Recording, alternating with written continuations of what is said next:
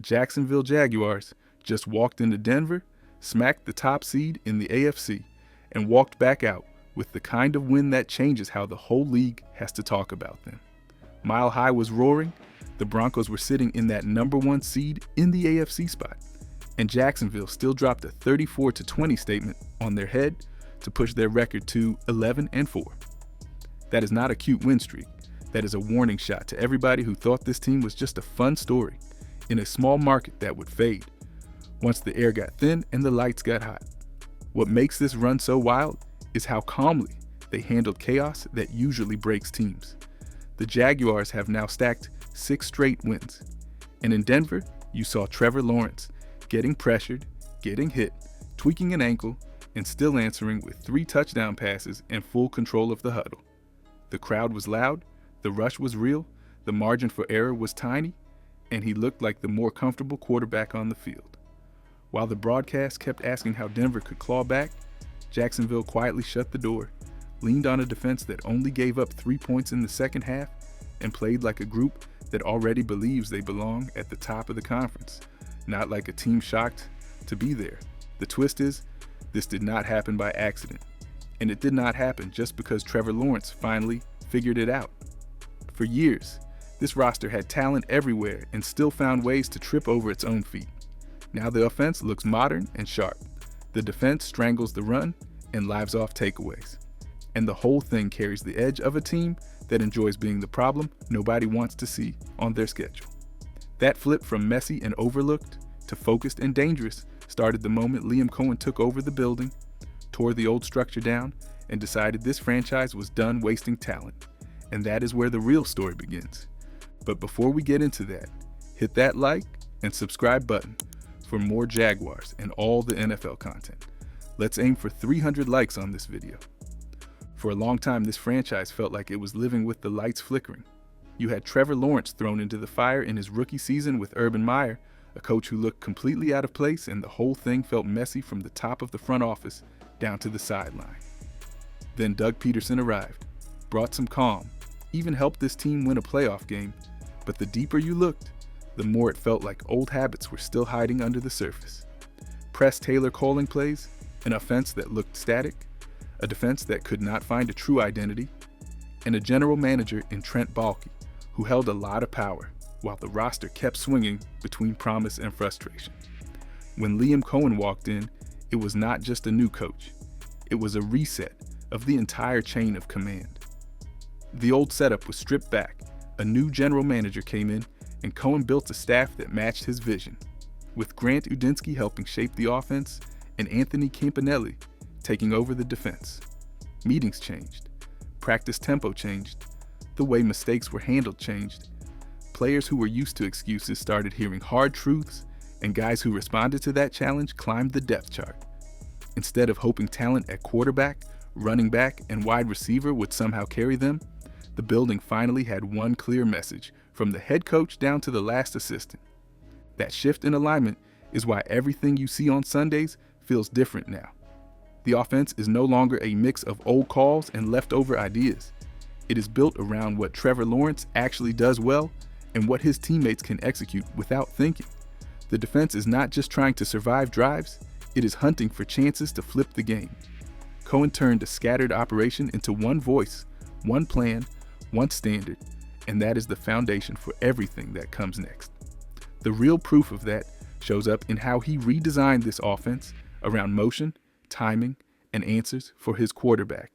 And that is the part that really exposes how big this transformation is. Liam Cohen did not just bring a new playbook, he changed what football looks like in Jacksonville before the ball is even snapped. You see constant motion now. Receivers and tight ends gliding across the formation, backs shifting from the backfield out wide, everything moving to force the defense to declare its intentions. Under Urban Meyer and Doug Peterson, the Jaguars often lined up static and asked Trevor Lawrence to solve a crowded picture after the snap. Under Cohen, the picture starts to clear before the snap, and that one change turns every down into a test the quarterback is finally set up to pass instead of survive. That motion is not window dressing. It is information and matchup creation rolled into one. When a defender travels with the motion man, Trevor Lawrence knows he is looking at man coverage. When the defense bumps and slides together, he knows it is zone, and that simple tell lets him work through progressions with rhythm instead of panic. Cohen and Grant Udinski then stack routes and alignments to hunt specific linebackers and safeties, not just call generic plays. Early in the season, when penalties like false starts and illegal formations started killing drives, the answer was not panic, it was structure. They pushed the tempo to the line, got set earlier, and used that extra time to adjust protections and checks instead of rushing the snap with 3 seconds left and hoping it worked out. All of that detail turns the offense into a system Trevor Lawrence can truly command instead of ride. He steps to the line with the freedom to kill a bad call, flip a run to the better side, or turn a pure dropback into play action if the box is light. And his teammates know exactly how to respond because the rules are clear and drilled. When you give a talent like this clear answers, real control, and weapons like Travis, Etienne, Jakobi Meyers, Parker Washington, Brian Thomas Jr., and Travis Hunter moving into friendly spots before the snap, you are not just calling plays, you are building a quarterback. The scary part for the rest of the AFC is what that has done to his confidence and decision-making over the last stretch of games. Because the version of Trevor Lawrence playing inside this structure does not look anything like the one people argued about a year ago. For a long time, the easy story on Trevor Lawrence was simple. Great talent, shaky results. People pointed to the bad games, the ugly box scores, the wild throws into traffic, and they wondered if Jacksonville had really found that true franchise quarterback. Early this season, those doubts did not just hang around, they exploded. In that wild matchup against Arizona, he threw 3 interceptions and lost a fumble. And even though the Jaguars still pulled out the win, it felt like he had dragged them into trouble and then had to crawl back out of it. That was the kind of performance that lets every critic say, see, this is who he really is. What changed next is not the kind of thing you can fake with one clean afternoon. Since that Arizona scare, Trevor Lawrence has gone on a run that looks like a different player wearing the same jersey. Over his last stretch of games, he has stacked 14 total touchdowns with 0 turnovers, not because the offense went conservative, but because his mind finally caught up with his arm. You can see it in the way he manages chaos. Pressure comes, he does not drift into trouble. He climbs and delivers. Coverage rotates late, he does not fire blind. He resets and finds a safer answer. He is still aggressive, still willing to rip throws into tight space, but there is a calm now, a sense that he knows exactly why he is taking each shot instead of just trusting his talent to bail him out. The crazy part is, this version of Trevor Lawrence is not just winning games, he is changing how defenses have to treat the entire offense. You can no longer sit back and wait for the one mistake that used to come every week, because that free gift has vanished. Now, if you give him an extra possession, he punishes it. If you miss a tackle on him as a runner, he turns it into a first down and resets the drive. That new trust in his own process opens the door for his weapons to shine in different ways, and it puts real pressure on the front office and coaching staff to keep feeding him the right pieces, which is exactly what they did when they rebuilt his supporting cast with reliable hands and dangerous playmakers around him. For years, it felt like the worst enemy of this offense was not the opponent. It was the drops. Big third downs, red zone shots, clean throws from Trevor Lawrence would hit the chest and still end up on the turf. And every season, you heard the same thing about this team living near the top 5 in drops. The new front office finally treated that as a crisis, not a side note. And you can see it in the way they rebuilt the receiver room. The signature move was bringing in Jakobi Meyers from Las Vegas, a receiver who built his name on strong hands and precise routes in New England, then proved he could win outside with the Raiders. Now, when Jacksonville needs a drive starter or a third and long lifeline, the ball keeps finding Jakobi Meyers, because everyone in the building trusts that if it hits his frame, the drive is still alive. Around him, the rest of the passing group has shifted into clearer roles instead of chaos. Brian Thomas Jr. is no longer force-fed on every concept just to prove he is a future star. He is used as the explosive threat who can flip a game when the coverage tilts away from him. Parker Washington has grown into that fearless option who catches through contact, breaks tackles in space, and has turned the last stretch of games into the best run of his young career. Then you have Travis Hunter, the electric rookie two-way weapon out of Colorado, who can stress a defense from the slot, outside, or even as a gadget piece, without the staff panicking about fitting him into the script. The key detail is simple. Trevor Lawrence is no longer forcing the ball to one name in double coverage. He is throwing to the open man he trusts, and for the first time in a long time, that happens to be almost everyone on the field. Behind them, the backfield has become just as steady and just as dangerous. Travis Etienne looked like he might be fading last year, fighting through injuries while Tank Bigsby ate into his touches. Under Liam Cohen, he looks reborn, sitting on 999 rushing yards, 7 rushing touchdowns, and 4.4 yards per carry, while still catching the ball cleanly on swings and screens that used to feel like a gamble. When they need the dirty yards in traffic, Paschal Tutin comes in as the bruiser who falls forward and keeps the offense on schedule. Put it all together, and you have an attack where the ball is no longer dying on the ground after perfect reads. It is moving from one trustworthy playmaker to the next. That kind of reliability does more than boost a box score. It lets the coaching staff call aggressive plays. It lets Trevor Lawrence stay fearless. And it gives the defense the freedom to unleash a front that finally plays to its full potential at the line of scrimmage. This defense used to be the part of the team everyone worried about when the schedule got serious. But now the front is the tone setter. They walk into games knowing that if you cannot run, you're going to have a long day. And right now, they are sitting at first in rushing defense and second in takeaways with 28. That is not just a nice stat line, that is an identity. You can feel it in the way they line up on early downs, in the way offensive coordinators start calling sideways plays instead of attacking straight ahead. Every drive starts with the same silent question for the other sideline. Can you handle this front for 4 quarters, or are you going to blink first? Up front, it starts with Trayvon Walker, Josh Hines-Allen, and Arik Armstead, 3 very different bodies, all pulling in the same direction. Trayvon Walker has been grinding through a wrist issue, but he still sets the edge, still chases from the backside, still uses that length to close rushing lanes that look open for half a second and then just disappear.